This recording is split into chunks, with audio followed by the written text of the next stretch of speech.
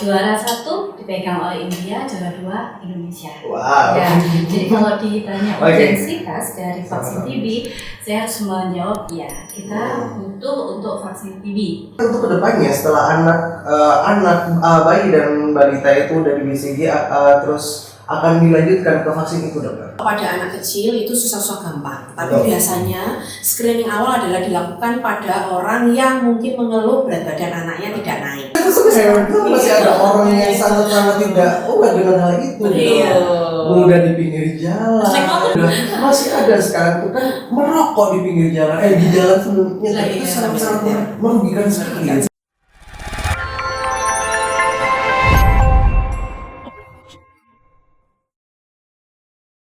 Assalamualaikum warahmatullahi wabarakatuh. Selamat datang di podcast Sahabat Sehat Rumah Sakit Umum Universitas Muhammadiyah Malang. Ketemu lagi dengan saya Wendy pada podcast hari ini. Nah, podcast tema hari ini kita akan membahas tentang apakah Indonesia memerlukan vaksin TB, yaitu vaksin TB M72. Kebetulan saya nggak sendirian, saya bersama dua narasumber yang sangat luar biasa sekali. Beliau salah satu dokter spesialis juga di Rumah Sakit Umum Universitas Muhammadiyah Malang. Langsung saja kita sapa dokter spesialis pertama, Dr. Zata Dini. Halo dokter, selamat datang. Selamat datang Mas Wendy. Salah ya, bakal datang. Ini nggak apa-apa itu, oke. Nggak apa-apa dokter, nggak apa-apa. Ini podcast pertama ya dok ya? Iya, podcast pertama dan saya ucapkan selamat datang juga di RSUM. Terima kasih Mas Wendy. Alhamdulillah ketemu lagi. Dan dokter spesialis yang kedua yaitu dokter Anissa Hasana. Selamat datang dokter. Kita ketemu lagi. Iya. Kita sekarang ada dua narasumber, spesialis anak dan spesialis paru. Dokter, kita ke pertanyaan yang pertama. Mungkin pertanyaan secara umum sih dok. Beberapa negara ini kan sudah mulai menguji vaksin TB itu. Kebetulan saya sudah berkomunikasi dengan dokter Anissa tentang M72 itu dok. Apakah Indonesia ini sangat serius sekali dok untuk memerlukan vaksin itu? Ya ada yang dokter ada dulu mungkin? Ya, berbicara mengenai perlu nggaknya vaksin, kita harus bicara mengenai jumlah pasien TB. Ya, jadi untuk pasien TB di dunia itu 10 juta ya Mas Wendy ya.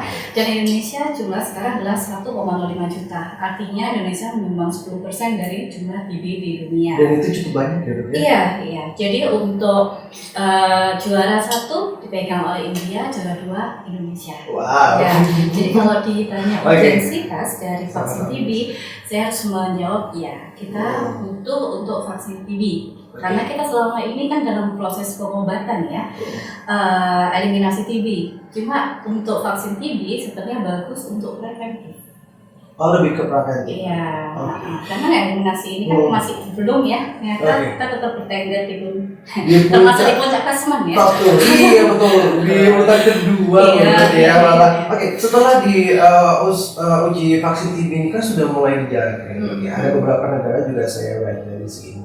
Itu ada negara Afrika Selatan, Kenya, Zambia, Malawi, Indonesia termasuk itu juga. Sejauh ini sisi efektivitas dari vaksin TB itu seperti apa dokter? Jadi dalam proses vaksin TB untuk uji coba itu ada beberapa tahap Mas Wendy. Pertama ada preklinik. Preklinik ini dia menguji keamanan. Untuk dia itu dilakukan di hewan, seperti tikus dan juga primata non manusia. Akhirnya masuk ke tahap fase 1, uji coba tahap 1 itu di manusia langsung juga. Jadi aman udah beres. Sekarang untuk tahap 1 diuji manusia, dia efektif enggaknya, tapi dalam populasi yang kecil. Dilanjutkan ke fase 2, populasi manusia lebih besar. Dan sekarang ke populasi 3. Kenapa Indonesia masuk? Karena seperti yang saya bilang tadi, target dari vaksin TB adalah negara dengan populasi TB yang besar. Negara populasi TB yang besar sama Indonesia. Adanya uji coba untuk tahap 3 ini untuk menilai efektivitas, apakah bisa atau efektif seberapa besar efektivitasnya, seberapa persennya untuk Indonesia misalnya. Seperti itu. Kalau Anda tanya berapa persen efektifnya, berdasarkan tahap 2 di jurnal NEJM tahun 2015 sekitar 50% untuk dari 37.000 yang ikut sebagai tahap uji coba partisipan. Jadi untuk Anda tanya efektivitasnya itu 50% ada dengan partisipan 37.000. Oh, seperti itu ya. Itu tahap 2. Tahap 2-nya ya. Di tahap 2. Oh. Tahap 3 untuk Indonesia seberapa besar efektivitasnya pada populasi yang lebih lebar, lebih besar, dan juga Indonesia turut di dalamnya. Karena nanti jika seandainya memang sudah berhasil vaksin ini dikembangkan, uji efektivitasnya juga telah diketahui berapa persennya, Indonesia saya yakin juga pasti akan mendapatkan vaksin ini. Oke, berarti ini masih dalam masa uji coba ya, Dok? Uji coba tahap 3 yang dengan populasi yang sangat besar. Iya, yaitu 20.000. 20.000 dan Indonesia menyumbang 2.095 partisipan. Wow, berarti populasi Indonesia yang terkena TB juga sangat banyak ya, Dok? Iya, itu partisipan untuk Okay. Tahap uji coba yang ketiga. Oh, seperti itu. Oke, sekarang beralih ke Dokter Anissa. Ini Dokter ada pertanyaan. Kalau misalnya vaksin TB ini apakah sama dengan BCG? Dan efektivitasnya apakah sama seperti itu? Oke, baik. Karena saya dokter anak nih, Betul. jadi banyak banget ya yang tanya tentang BCG. Karena selama ini yang berjalan pada bayi dan anak adalah BCG. Jadi sebenarnya BCG sama vaksin TB yang sekarang itu ya, vaksin TB M72 yang lagi mau diuji klinis di Indonesia itu berbeda. Satu berbeda dari tujuannya, dari targetnya. Jadi kalau BCG itu sendiri, itu targetnya adalah bayi dan anak. Sedangkan vaksin TB M72 ini itu targetnya adalah remaja dan dewasa. Sehingga kita tidak bisa samakan kedua vaksin ini dan tidak bisa menggantikan vaksin BCG sebenarnya, vaksin yang TB ini. Karena target sasarannya yang tadi untuk profilaksis tadi atau pencegahan itu berbeda. Jadi kalau vaksin BCG atau Basilical Guerin ini sebenarnya dia efektif diberikan untuk pencegahan tuberkulosis ya yang berat ya pada bayi dan anak. Di mana dia sebenarnya kandungannya adalah Mycobacterium bovis yang dilemahkan. Sedangkan kalau vaksin TBC ini dari kuman TBC-nya sendiri ya, Dok ya. Jadi dari MTB-nya sendiri. Sehingga di sini sangat-sangat berbeda. Tapi kalau untuk pengembangan vaksin BCG sendiri yang kita sudah pakai 100 tahun ini, itu sebenarnya sudah ada, sedang dikembangkan kurang lebih mungkin 2-3 kandidat vaksin yang nantinya juga bisa menggantikan BCG tetapi berbeda dengan TB yang sekarang ini. Karena kandungannya pun itu sangat berbeda ya? Berbeda, kandungan berbeda, targetnya berbeda, usianya. Jadi nggak bisa BCG ini kita berikan pada remaja sama orang dewasa untuk mencegah TBC tadi yang sudah dijelaskan oleh Dr. Zata. Apakah nanti untuk kedepannya setelah anak bayi dan balita itu dari BCG terus akan dilanjutkan ke vaksin itu, Dokter? Saya jawab ya. Jadi memang targetnya beda. Kalau BCG yang ada itu ada untuk bayi dan anak ya. Itu dikembangkan tahun 1921. Berapa ratus tahun ya? Iya, dan itu efektif loh sampai sekarang. 90% efektifnya. Apalagi kalau seandainya ada vaksin ini ya, Dok. Dimana nanti cakupannya adalah remaja dan dewasa. Dan adanya vaksin M72 ini ya, kalau memang nanti jadi diaplikasikan, tidak akan menggantikan posisi dari vaksin BCG itu sendiri. Karena targetnya akan beda. Nah, kalau menyambung pertanyaan Mas Wendy itu, kalau misalnya bayi dikasih BCG, remaja apakah dikasih lanjutannya M72? Iya. Tapi untuk siapa? Apakah untuk populasi tertentu, misalnya untuk yang TB laten, ataukah yang bukan TB laten, tapi populasi berisiko seperti saya contohnya. Misalnya saya dicek tes TB nih, ternyata saya negatif, tapi saya kan terpapar pasien tiap hari. Apakah nanti saya calonnya nunggu lagi dari fase 3 ini? Oh, gitu. Jadi nanti dalam fase 3 itu ada 3 kelompok yang akan diuji efektivitasnya. Pertama dengan TB laten positif, artinya orang itu ada infeksi TB tapi tidak sakit. Misalnya kontak erat nih. Misalnya saya orang itu satu rumah dengan pasien dengan TBC positif. Yang kedua ada yang dengan TB bukan TB laten, tapi dia populasinya tinggi. Misalnya dokter kayak saya gini ya. Dan juga kan populasi atau kelompok 3 adalah dengan HIV positif. Dia tidak ada TB laten yang sebenarnya, cuma dia karena imunokompromis, dia tetap beresiko untuk berkena TB. Nah itu gimana efektivitasnya itu akan diuji untuk dinilai. Jadi untuk sebaiknya diberikan pada kelompok yang mana? Itu karena masih dalam fase Iya, masih betul. uji. Dan Baik. mungkin yang masyarakat juga harus tahu itu di sini adalah bukan uji coba seperti kelinci percobaan ya, Betul, bukan betul, ya. iya, Ini iya. adalah uji coba dalam fase uji klinis. Iya. Jadi uji klinis itu persyaratannya ketat, pengawasannya juga ketat. Jadi kita bukan yang coba-coba karena Indonesia negara berkembang terus kita dicoba-cobain vaksin. Nah itu yang beredar karena di itu masyarakat masalahnya. pun itu kan pikirannya uji coba, wah berarti ini dibuat istilahnya kelinci percobaan ini, jadi vaksin dimasukkan ini masih belum ada hasilnya apapun, seperti itu kan dok, Iya. secara umumnya. Sebenarnya kalau tidaknya vaksin ya dok, semua obat Iya, kan semua semua obat, obat. iya. Hanya saja mungkin karena ada unsur Vaksinnya Bill kayak Gates-nya Bill mungkin. Gates. Jadi obat sebenarnya semua obat, semua vaksin dan semua obat yang kita konsumsi itu melalui melalui uji klinis. uji klinis. Hmm. Jadi mulai Oke. dari klinis, fase 1, 2 dan terakhir yang 3. Yang untuk 3 ini sekali lagi keamanannya sudah dipastikan aman oleh BPOM sendiri. Iya. Dan untuk menguji efektivitasnya. Oke, betul betul. Itu. Iya betul. Dan Jadi menyambung dari Dokter Anissa tadi, prinsip percobaan itu bukan seperti itu ya, Iya. Mas ya. Jadi prinsip peserta partisipan untuk penelitian ini itu adalah dianggap sebagai mitra sangat dihargai dan dihormati sampai dia. Jadi dalam penentuan subjek penelitian peserta itu ada informed consent, iya betul. setuju atau tidak Persetujuan, setuju. betul. Dia berhak memilih dan diterangkan dengan sebaik mungkin, dia tahu resikonya. Yang kedua, dalam penentuan partisipan tersebut, misalnya dia setuju, dalam perjalanannya itu akan ditentukan juga dia itu dipantau kesehatannya, apakah ada efek samping dan sebagainya. Dan dalam penentuan subjektivitas ada kriteria inklusi, ada kriteria eksklusi. Nggak semuanya langsung Nggak boleh ya, nggak sembarangan orang Dia sudah disuruh dicomot gitu Iya, kan. Ya, karena iya. pengalaman kita dari tahun lalu waktu zaman COVID, karena kurangnya pengetahuan dan pendidikan, makanya sebagai kita tenaga kesehatan itu kayaknya penting banget ya Dok, ya, untuk mengedukasi tentang vaksin ini gitu. Iya. Karena gini, beberapa pengalaman kita waktu zaman COVID dulu banyak sekali yang sangat-sangat tidak mau untuk melakukan vaksin.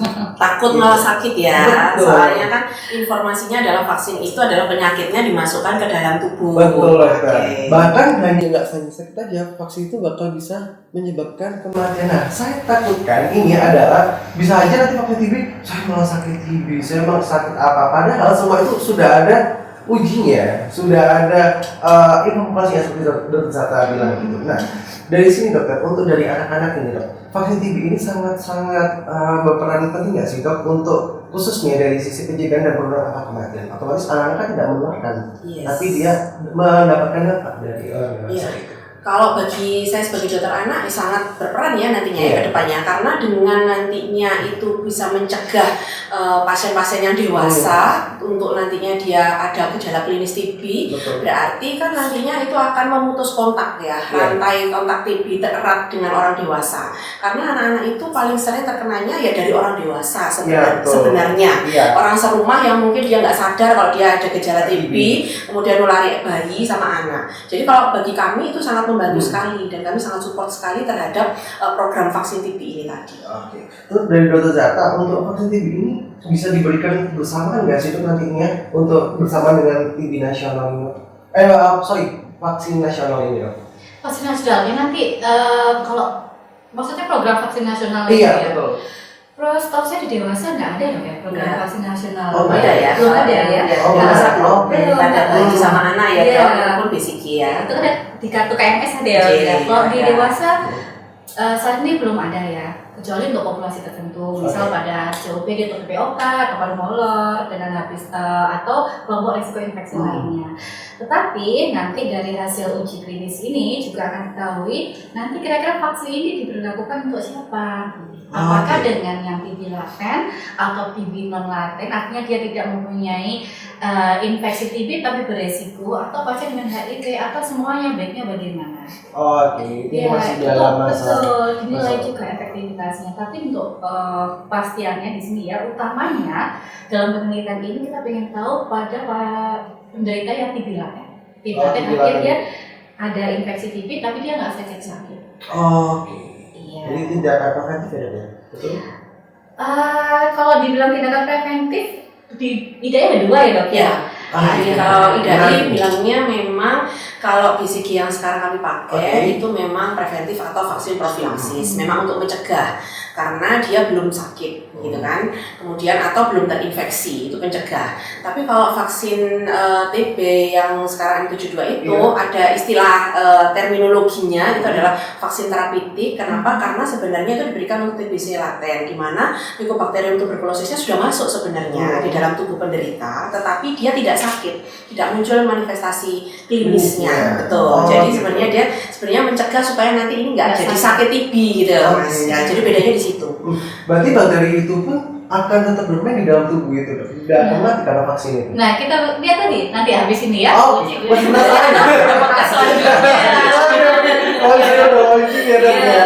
Oke, dari dokter misalnya kalau misalnya vaksin TB ini terbukti efektif dan aman gitu, keuntungan untuk masyarakat Indonesia yang bisa mendapatkan vaksin itu apa? Yang mendapatkan vaksin, jelas dia nggak sakit TB kan? Betul. Ya. Yang kedua, kalau dia nggak sakit TB, rantai penularan itu akan putus, Mas. Kalau rantai penularan putus, jadi gini, tahun 2030 ada namanya program Zero TB, bebas TB, ya. Nanti 2050 ada eradikasi TB atau gimana ya, benar-benar diharapkan TB itu benar nol.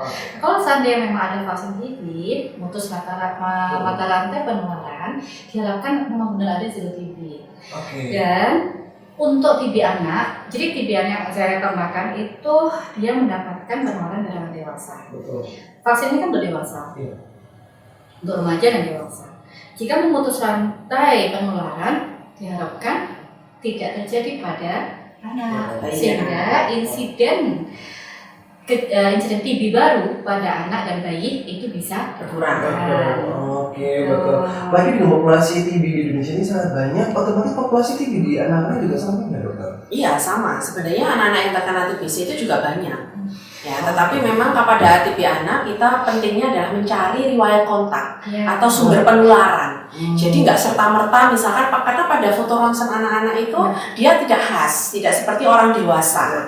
Kalau orang dewasa udah kelihatan nih ini TBC misalkan kayak gitu ya, ada khas tertentu. Kalau pada anak kecil tidak.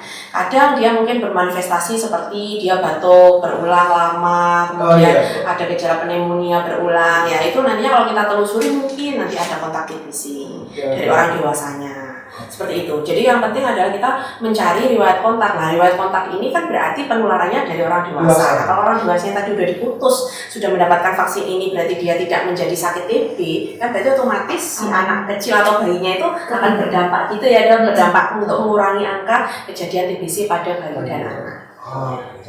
Diagnosa TB bayi anak susah banget. Susah banget dan orang tua juga belum tentu kooperatif dan percaya. Iya, karena denialnya tuh. Iya. Karena meminumkan obatnya juga nggak gampang loh. Bagaimana meminumkan obat 6 bulan ke bayi, padahal anak itu masih gag refleksnya atau refleks memuntahkan sesuatu dari mulutnya itu masih tinggi gitu. Jadi itu yang kadang-kadang jadi curcolan pasien-pasien TB yang anaknya misalkan mendapat OAT atau pengobatan TBC, mereka satu kesulitan memasukkan obat. Jadi akhirnya kepatuhan minum obatnya kalau memang tidak dipantau dengan benar akan jadi putus-putus minum obatnya gitu. Kadang sudah masuk dimuntahin, kayak gitu. Jadi nggak gampang kalau untuk. Apakah diri anak itu akan bisa berlanjut seperti orang dewasa kalau misalnya terus obat dia akan menjadi resisten dengan obat? Ya, change itu masih ada ya, kemungkinan itu masih ada. Jadi kemungkinan itu masih ada sehingga memang TBC ini adalah satu masalah kompleks yang memang harus dipecahkan tidak hanya oleh satu keilmuan tapi kita harus bersama-sama ya, misalkan dokter anak, dokter paru, kemudian keilmuan lainnya yang juga terkait dengan mungkin kesehatan masyarakat karena ini kan penyakit yang ada di masyarakat dan kita ranking 2 loh gitu ya. Rankingnya bukan ranking bagus tapi ranking dengan TBC. Jadi ini PR bersama lah. Oke. Balik lagi ke masalah vaksin ini, Dok.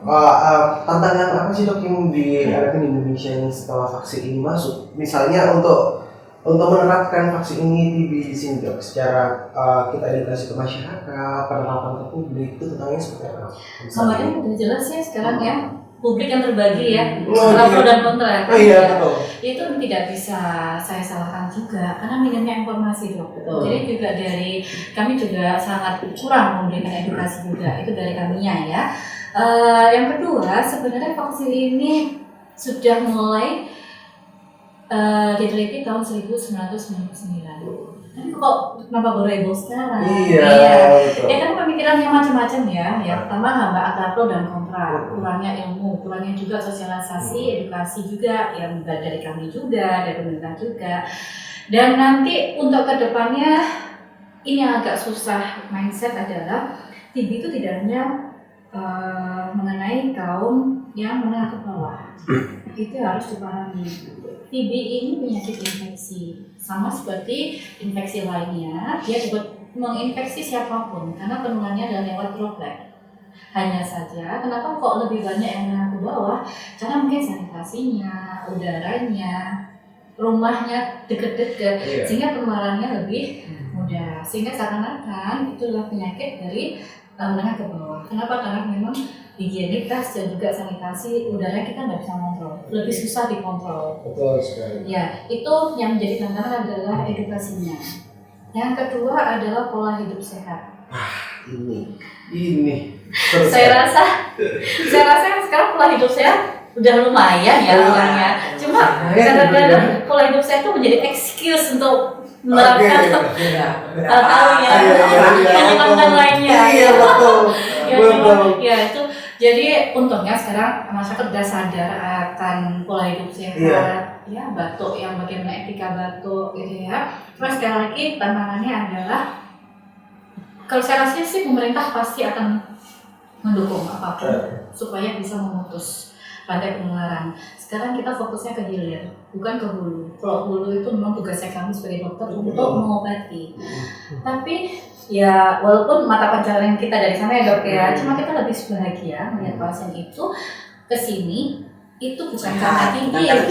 Iya, jadi permasalahan TB itu kebanyakan non medis. Sering nih ya kita kesini pasien, dok saya kapan bisa kerja? Dok, perusahaan saya, dok kalau saya kerja anak saya kasih apa? Lebih ke masalah sosial ya dok. Jadi masalah sosial TB itu lebih besar sebenarnya. Dok ada nggak mau pakai saya lagi?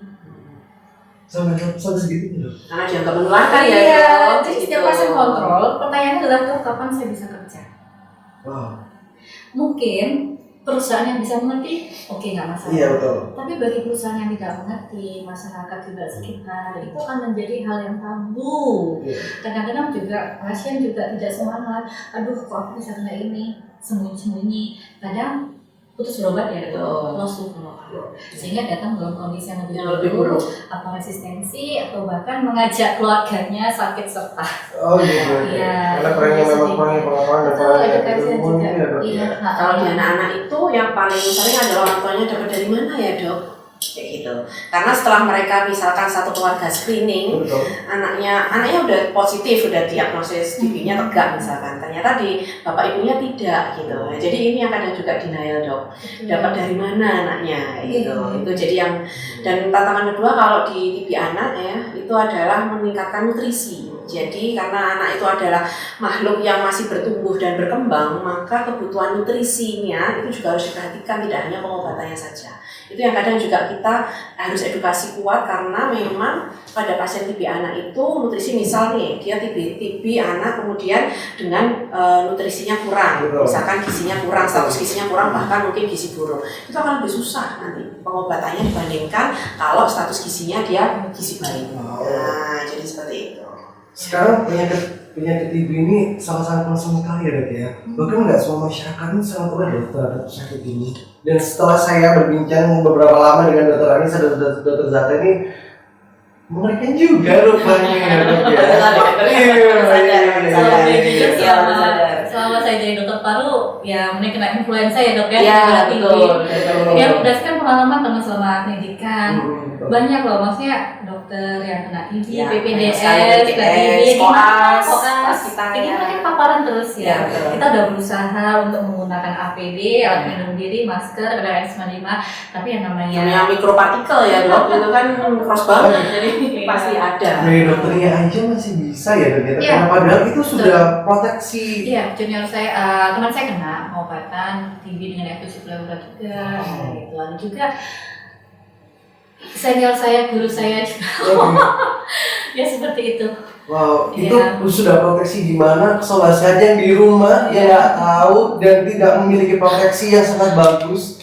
Ya kita harapkan semoga aja masyarakat Indonesia ini udah paham ya dok ya tentang penyakit itu TB tuberkulosis itu seperti apa sih. Tapi untungnya TB ini sebenarnya muncul kalau dia imunokompromis ya. Jadi daya tahan tubuhnya udah menurun. Jadi ya yang seperti yang sudah dijelaskan sebelumnya, TB itu ada fase infeksi, ada fase sakit. Infeksi itu artinya TB itu sudah masuk ke kita, tapi belum tentu kita sakit.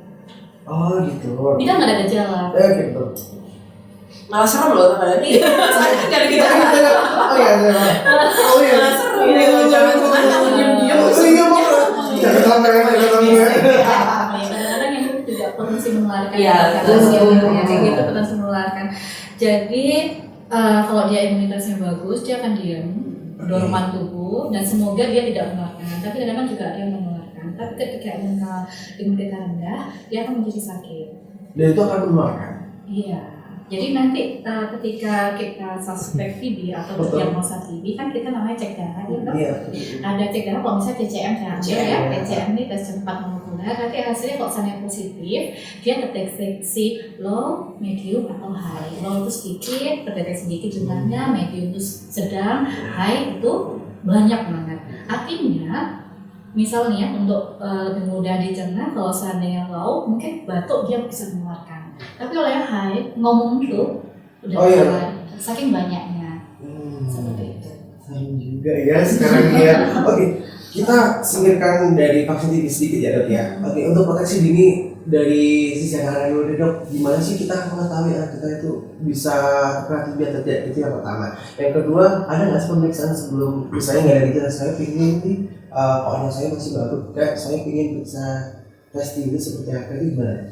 Memang kalau pada anak kecil itu susah-susah gampang, tapi biasanya screening awal adalah dilakukan pada orang yang mungkin mengeluh berat badan anaknya tidak naik. Tapi tidak semua berat badan anak yang tidak naik itu TBC ya, bukan begitu ya. Tetapi harus ada misalkan batuk lama lebih dari 2 minggu, disertai dengan demam lama lebih dari 2 minggu. Kemudian juga ada berat badan yang tidak kunjung naik dengan nutrisi yang sudah adekuat. Nah, jadi nutrisi yang sudah adekuat itu nanti ya pastinya dengan konsultasi atau mungkin kita bisa dokter anak atau dokter ahli gizi gitu ya konsultasinya. Kalau misalkan nutrisinya belum adekuat ya kita naikkan dulu nutrisinya. Tapi ini kecurigaannya sudah ada. Jadi kecurigaannya sudah ada, maka kita bisa lakukan screening. Pada anak kecil kita bisa lakukan mantuk tes, gitu. Pada dewasa juga ya dok ya. Terus kemudian tes cepat molekuler tadi dengan dahak, tapi kadang anak kecil kesulitan. Jadi kita bisa lewat feses. Jadi pakai feses, jadi TCM feses itu juga bisa terdeteksi seperti itu. Foto ronsen tapi tidak khas ya, tapi tetap kita kerjakan kadang ya screening seperti itu. Atau mungkin tidak harus yang TBC paru, yang pada anak kecil yang paling banyak adalah TB kelenjar. Jadi mana orang tuanya mengeluhkan keluhan awal datangnya itu adalah, dok anak saya kok ada benjolan ya di leher, benjolannya itu makin membesar misalkan seperti itu. Jadi itu adalah salah satu kecurigaan, belum tentu TBC, tapi kita harus curiga juga salah satu diagnosa bandingnya adalah ke arah TBC. Dan itu akan langsung dilakukan pemeriksaan itu ya dok ya, dan jadi bisa di screening ya, screening awal. Kalau pada dewasa nih dok gimana? Untuk pemeriksaan screeningnya, misalnya saya nggak terkena tapi saya kepingin periksa, itu harus pemeriksaannya harus jangka berapa bulan dulu atau sudah rasa nggak enak, kayak nafas sudah nggak enak, batuk itu gimana? Nah, kalau screening kapan pun bisa ya, kalau dewasa ya. Secara garis besar itu ada 2 yang harus kita lakukan untuk screening. Pertama ronsen dan tes TB laten. TB laten ini di Indonesia yang paling sering digunakan adalah IGRA test sama tes mantuk seperti yang sama seperti nanti di evaluasi durasinya berapa mili dan sebagainya, apa nggak ada kontak erat, masuk ke resiko, karena nanti akan menentukan diameter berapa mili yang kita sebut positif. Seperti itu ya.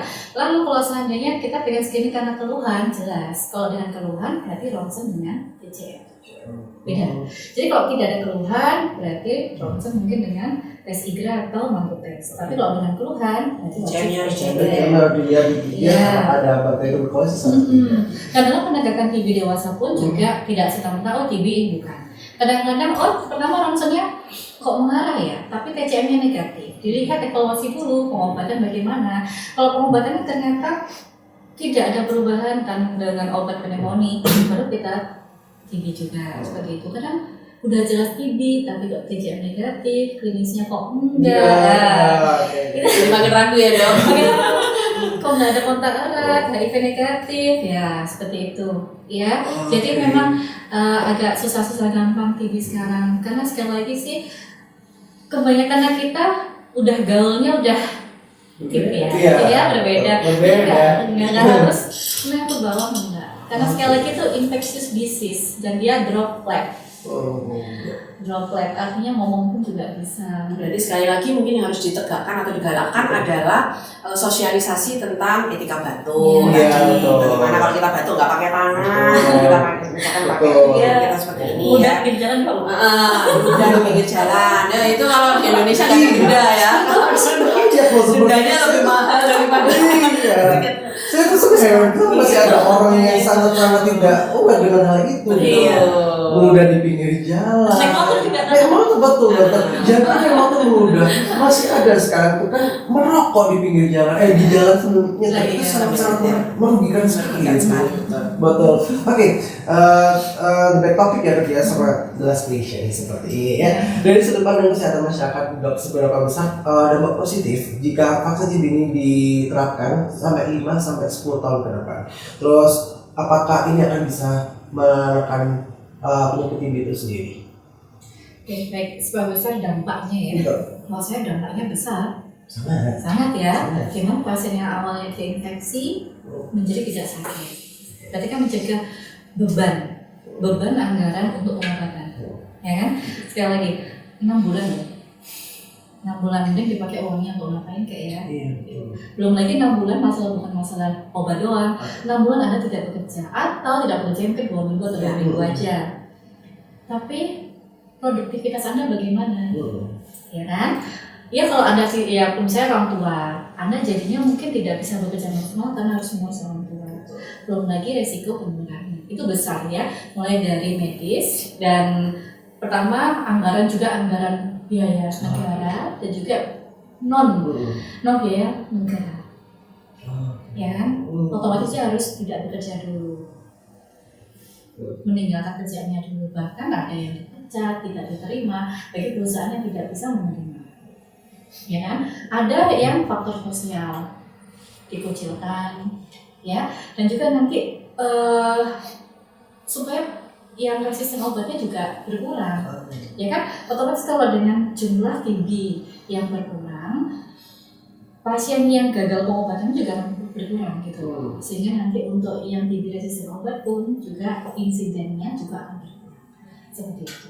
Untuk pertanyaan nomor 2 tadi, kalau pertanyaan nomor 2 itu bisa nggak sih membantu menekan penyakit TB seperti dokter Zabenda? Sangat-sangat bisa ya. Bisa ya, karena yang terinfeksi jadi tidak sakit.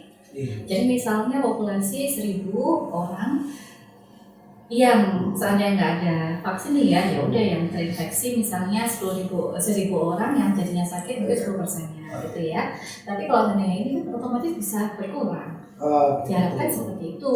Nanti tinggal menunggu hasil dari fase 3 ini versi listnya bagaimana.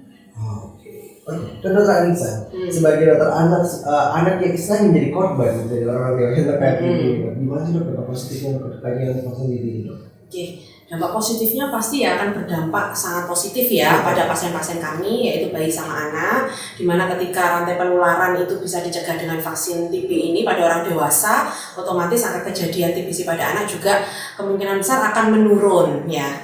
Dan yang harus diperhatikan juga adalah anak kecil ini kan adalah manusia yang belum bisa mandiri. Kalau tadi mungkin orang dewasa adalah tidak bisa bekerja, kalau anak kecil berarti kan dia butuh orang dewasa yang merawat. Nah, merawat anak ini apalagi kalau masih bayi, kalau dia belum bisa mandiri sama sekali, seperti itu kan harus butuh concern juga. Nah, mungkin orang tuanya yang tadi nggak kena TB dia bekerja, jadi nggak bekerja juga gitu ya, terutama mama-mamanya ya. Jadi akhirnya dia harus merawat anaknya karena obat ini harus diminumkan setiap hari, harus rutin, nggak boleh putus, misalnya seperti itu. Nutrisinya harus diperhatikan pada anaknya, ya kan. Belum lagi kalau dia pas pengobatan TB kena sakit yang lainnya, gitu ya. Terus kemudian opname, misalkan seperti itu. Jadi dampaknya akan banyak sekali nantinya kalau misalkan vaksin ini bisa mencegah rantai penularan TBC pada orang dewasa, pada anak pun nantinya juga akan ada dampak positif pastinya. Jadi seperti itu. Jadi gitu ya dok ya. Jadi sangat-sangat bermanfaat sekali untuk vaksinnya. Semoga vaksin ini cepat selesai. Ya untuk yang ketiga. Targetnya 2028 ya dok ya, kalau nggak salah ya. 2028 tuh selesai. Selesainya kan? Selesainya. Masih ada selesai uji klinisnya. Uji lagi. Ya, jadi setelah fase 3 itu kan nanti kan ada uji lagi. Oke. Ya uji lagi apakah dia aman, pembiayaannya bagaimana. Oke, betul. Ya diharapkan setelah uji ini untuk bertahun-tahun ini masyarakat Indonesia apalagi sobat sehat di rumah lebih aware lagi terhadap sakit TB dan segala macam. Oke, untuk sebenarnya data Dr. Arisa untuk sobat sehat di rumah, silakan dokter. Dari Dr. Arisa dulu. Dari saya, ya oke. Karena saya dokter anak jadi mungkin adalah pesan untuk parents ya di rumah sobat sehat, bahwa TBC bisa kita cegah bersama ya. Kalau misalkan ada orang dewasa yang sudah mengalami gejala demam ya atau misalkan batuk lama ya, nggak usah nunggu lama-lama, segera pakai masker. Paling tidak kita tidak membahayakan bayi dan anak kita. Jadi sebelum kita berlanjut menjadi penyakit TBC ya, pokoknya batuk dikit wes pakai masker aja ya, entah itu TBC atau enggak gitu ya Mas ya. Saya sangat setuju. Karena itu sangat menularkan ya, walaupun TBC pun ya anaknya pasti akan tertular. Iya betul. Mungkin itu ya dari saya ya. Dari Dr. Zata silakan. Kalau saya karena TB dewasa, jika ada batuk lebih dari 2 minggu, juga dengan berat badan menurun tidak jelas penyebabnya, dengan demam lebih dari 2 minggu, segera periksakan. Tidak usah nunggu dan tidak usah berasumsi oh ini flu biasa atau bagaimana. Dan seperti pesan Dr. Anissa tadi, pakai maskermu, jaga dirimu dan juga jaga orang di sekitar. Baik. Belum nggak terasa ya dok ya. Podcast kita hari ini sudah berakhir. Menurut saya ini podcast yang sangat-sangat seru sekali karena kita membahas tentang fasilitas yang sangat bermanfaat juga bagi masyarakat Indonesia dan sobat saya di rumah. Oke sobat saya di rumah, nggak terasa waktu kita sudah selesai. Semoga apa yang diinformasikan oleh Dr. Zata sama Dr. Anissa itu sangat bermanfaat, dan pesan kami untuk masyarakat Indonesia dan sobat saya di rumah, aware terhadap penyakit TB karena dari mana kita harus mencegahnya dari diri kita sendiri. Ya, Dr. Anissa, Dr. Zata, terima kasih atas waktunya. Semoga kita bisa ketemu di podcast yang selanjutnya. Saya Wendy undur diri. Jangan lupa ketemu di podcast Sapa Sehat yang di kesempatan lain. Mungkin ada saran mau podcast dengan siapa, dengan tema apa, langsung komen di bawah ini. Dan jangan lupa subscribe dan share channel YouTube UMM Hospital. Saya Wendy bersama Dr. Anissa, Dr. Zata undur diri. Sampai jumpa di podcast Sapa Sehat selanjutnya. Bye.